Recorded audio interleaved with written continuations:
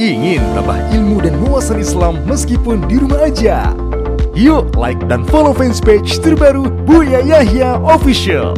Sebar seluas-luasnya agar semakin banyak yang mendapatkan manfaatnya.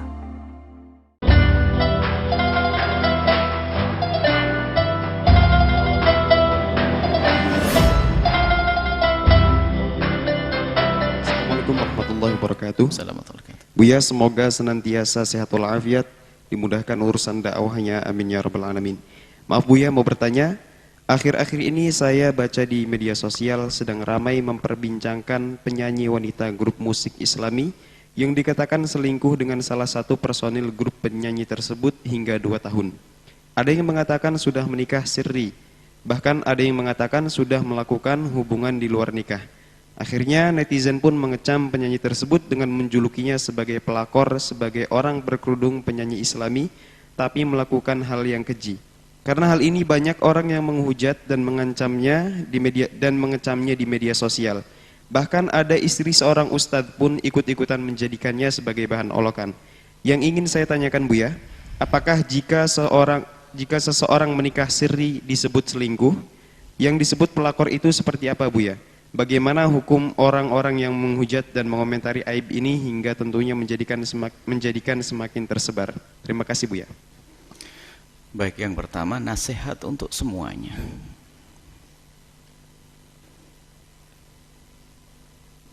Jadilah Anda semua orang bisa menjaga lesan Anda. Lesan ada 2, mulut berucap dan tangan yang menulis. Maka dikatakan ketikan itu ahadul lisana ini. Jaga lesan. Jangan lesan kita itu adalah lesan yang gampang berkomentar tentang sesuatu. Sebab kalau sudah punya kebiasaan jelek, na'udzubillah, mudah berkomentar. Apapun dikomentari. Na'udzubillah, semua yang kita lakukan ada hitungannya di hadapan Allah. Jangan, subhanallah. Bahkan kalau ada kemaksiatan terjadi sekalipun, nggak perlu kita sibuk. Kalau mendoakan amar ma'ruf nahi munkar, dakwah kita bisa datangi dia. Tapi kalau kita jadikan bahan obrolan sekarang kan zamannya media sosial, adalah urusan masalah macam-macam, YouTube segala macam. Wah, ini kadang-kadang mengejar urusan per YouTubean ini, kadang-kadang dia cari konten macam-macam, tak taunya apa, membongkar aibnya orang dan sebagainya. Ini yang pertama, jangan Anda usil. Kalau ingin menulis sesuatu yang bermanfaat di akhirat, Anda ahli iman, yang mendengar suara ini ahli iman, jangan bikin masalah, jangan punya masalah dengan siapapun. Makanya kami pun di saat berkomentar siapa, saya takut. Kenapa? Takut saya salah dengan dia dan saya tidak bisa minta maaf ke dia, repot saya. Nah kan, jangan bertanya di sini tentang gimana pendapat Buya tentang ustadz ini, tentang artis ini. Jangan bertanya begitu. Kalau saya salah, saya susah minta maafnya. Saya tidak mau cari dosa. Tapi saya memberi rambu-rambu di sini. Biasakan komentar yang baik deh. Satu. Kemudian jika ada satu orang melakukan satu pelanggaran misalnya, padahal itu belum jelas pelanggaran, melakukan sebuah kesalahan dan dosa, kita ini orang beriman. Kalau dia yang atas nama Islam ustadz, atau mungkin tadi grup yang Islami, kalau dia melakukan sebuah kehinaan, mestinya kita sedih dan memohon kepada Allah, ya Allah ampuni, ya Allah, mungkin selama ini dia ada manfaatnya, ya Allah, akan tapi ampuni, jaga, mestinya begitu. Tapi kalau di hati kita sudah kotor, ada dengki, ada benci, dia berubah nanti. Ini yang pertama. Kalau seandainya ada sebuah kejahatan yang sesungguhnya, anggap saja bukan dia seorang yang tadi nasihat Islami ya, bahkan saja memang seorang artis misalnya, yang dia masyhur dengan kebrutalannya dan sebagainya, tak taunya dia terbukti melakukan kehinaan, zina dan sebagainya. Nggak perlu kita langsung heboh mengekspos tentang kehinaannya dia, tapi kita memohon kepada Allah, ya Allah ampuni dia, berikan kesadaran, amar ma'ruf nahi munkar nanti kalau kita bisa ketemu dengan dia. Jadi jangan, kalau betul itu kejelekan, jangan Anda membicarakan kejelekan seseorang. Ingat, man tatabba'a aurata akhihi, ingat, kami ingatkan semuanya, kalau ada orang yang membongkar aibnya saudaranya, seperti wallahu alam tadi yang ditanyakan, apakah dia selingkuh tanpa nikah atau dengan nikah, babnya ntar dulu. Kalau seandainya tidak dengan nikah, kalau kita tatabbu aurata akhih, Kalau kita mencari-cari aibnya seseorang, saudara, kemudian kita bongkar, maka ketahuilah, tatabba Allah auratah, Allah akan bongkar. Allah akan hinakan dia walau wasta baiti, walau fi wasti baiti, biarpun di tengah rumahnya. Kalau kita membongkar aibnya orang, Allah akan balas nanti. Dan tidak lama, maka dari itu lihat. Kalau dibongkar di dunia oleh Allah, sederhana, tapi dibongkar di akhirat, itu yang mengerikan. Hukumannya ada, maka jangan gampang ikut-ikutan. Tapi katanya melibatkan istri ustadz segala macam, ya tidak tahu, saya tidak paham itu. Jangan dibawa-bawa saya dengan ustadznya, saya tidak tahu istri ustadz yang mana, saya juga ngerti. Kita lebih banyak puasa deh dengar begitu. Bahkan kita tidak pernah sampai hari ini mendengar informasi, tidak pernah dengar berita, kecuali ada orang ngomong saja. Saya tidak pernah mencoba mencari gimana sih beritanya, takut hati kotor. Tapi kita mendoakan semoga itu adalah tidak terjadi pelanggaran syariat. Kalaupun iya, semoga Allah ampuni dan semoga Allah jaga, itu saja. Tapi ingat, jangan Anda membongkar aibnya seseorang. Ingat, jangan Anda, ini urusan dengan Allah. Sejahat-jahatnya manusia adalah umat Nabi Muhammad, dan bisa saja dirubah, dia dipandang Allah dengan kasih sayangnya, sementara kita masih membongkar aibnya. Tetap Allah auratah, Allah akan bongkar aibnya. Na'udzubillah. Ini bahasa cinta kami kepada Anda, bukan kepada yang punya kasus tadi. Anda nih semuanya yang masih punya HP, pulsanya banyak, internet gampang ya, apalagi punya YouTube, ingin jadi YouTuber yang terkenal, lakukan yang benar, yang halal. Jangan hanya cari konten ngejek orang dan sebagainya, dosa di hadapan Allah. Bahkan kalau seandainya perempuan, ada seorang wanita yang dia masyhur dengan perzinaannya pun, kita nggak boleh kok kita ngobrol begitu. Ada apa sih? Kita perlu bicara yang lainnya. Apalagi yang belum pasti, katanya. Apalagi masalah kasus-kasus ada hubungannya dengan zina. Waduh. Jangan gampang, hati-hati. Kalau Anda dengar suara kami, aman, Anda akan selamat. Tapi kalau tidak, urusan Anda, saya menyampaikan ini. Jangan gampang, karena kasusnya bukan kasusnya mental kita tuh, mental seneng kalau ada orang kepleset untuk jadi bahan konten YouTube. Allah, ini musibah. Ulama kepleset ngomong konten baru, mestinya sedih nangis ada ulama salah. Ulama kepleset konten, innalillah. Apa ini? Hidup kok mencari kesalahan orang untuk kepentingan pribadi, ini penjahat kita ini. Kadang kesalahan yang tidak terjadi, fitnah. Kesalahan terjadi pun belum tentu boleh diangkat, apalagi fitnah misalnya. Benar pun nggak boleh. Kita memanfaatkan. Mungkin berkata, saya tidak perlu, tapi kan menyebar itu sama saja dosanya. Saya nggak mencari duit balik itu. Baik, Anda sudah kaya nggak perlu duit, tapi Anda melakukan itu semuanya juga menyebar aibnya orang. Ingat Allah, tetap Allah auratah, Allah akan bongkar aibnya. Ini adalah nasihat. Setelah itu tentang kasus tadi, penyanyi tadi, ya kita doakan. Jadi begini, khusnudzon, semoga tidak terjadi sebuah kehinaan yang namanya zina. Mungkin tadi disinggung-singgung adalah semoga sudah ada nikah siri. Apalagi kalau sudah di dunia seperti itu kan, dunia keliling, keluar rumah, pergi ke tempat-tempat. Nah ini sekarang masyarakat kita ini tidak bisa melihat yang hitam dan putih.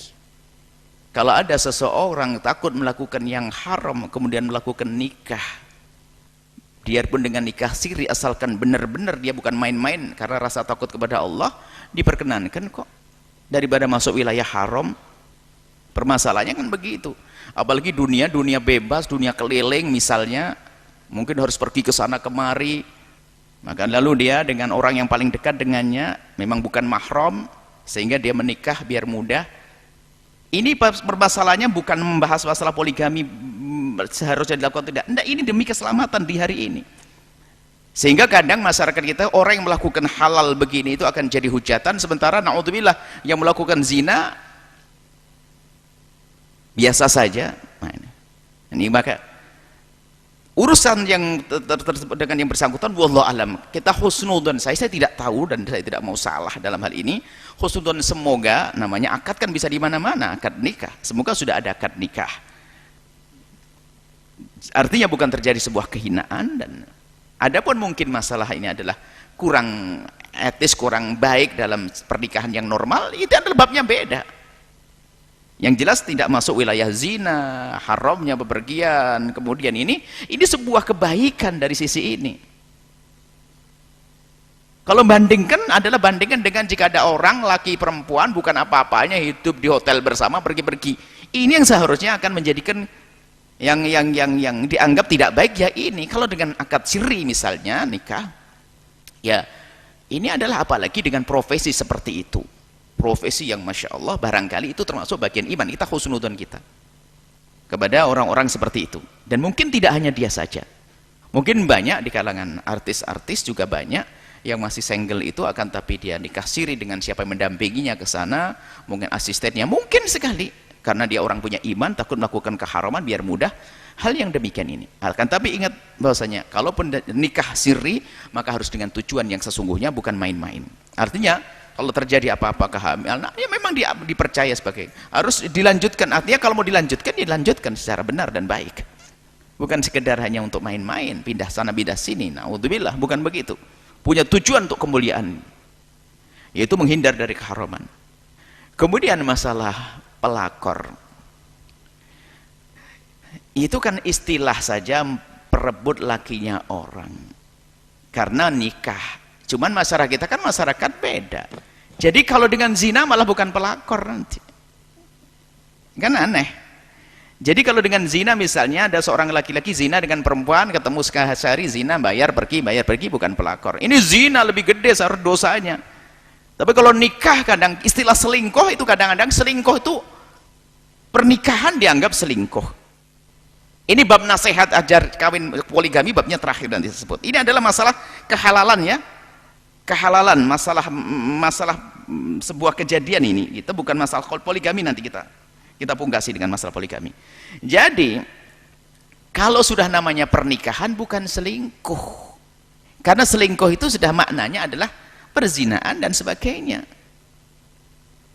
Dan istilah pelakor ini adalah jangan sampai, kalau pelakor sifatnya orang memang istilah secara istilah, akan tapi apakah selalu itu jahat menyebut perebut lakinya orang?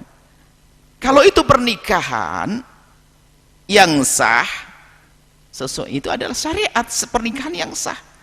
Bandingannya adalah bukan dengan nikah yang terang-terangan benar, bukan. Bandingannya adalah lihat dengan orang yang zina seenaknya, naudzubillah. Belum lagi penyakit akan dibawa kepada istrinya, keluarganya, naudzubillah. Kehinaan, biasa berzina dengan 1, 2, 3 terus, nggak akan puas dengan 1000 wanita. Nah, yang nikah malah dihujat kadang itu. Nikah biarpun sirri adalah nikah.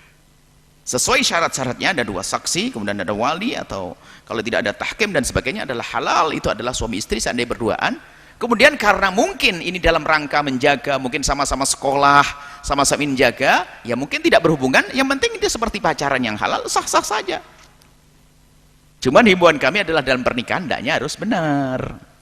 Harus nanti. Maksudnya memang dipikirkan, seandainya dilanjutkan memang bisa, hanya karena kita buru-buru. Misalnya ada anak kuliah baru semester 1 sama semester 1, ada kecocokan.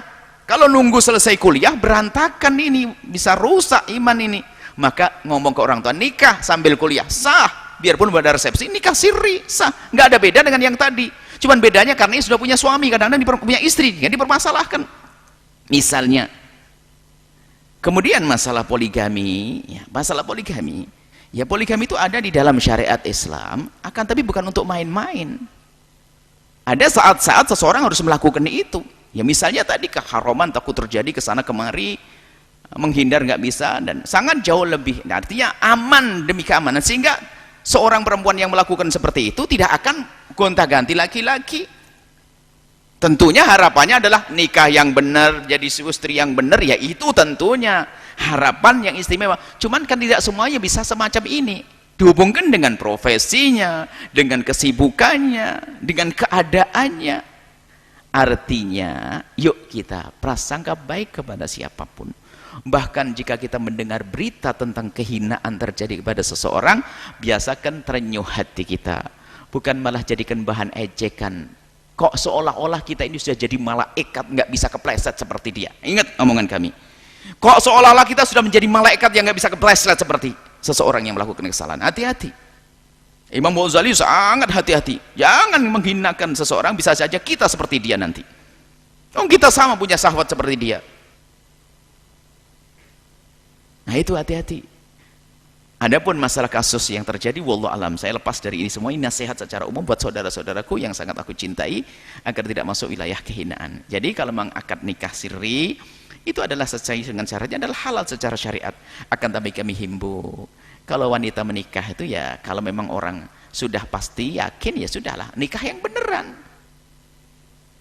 Nah kan apakah boleh nikah hanya sekedar untuk menjaga saja? Misalnya saya masih kuliah agar aman, ya sah saja namanya pernikahan kok.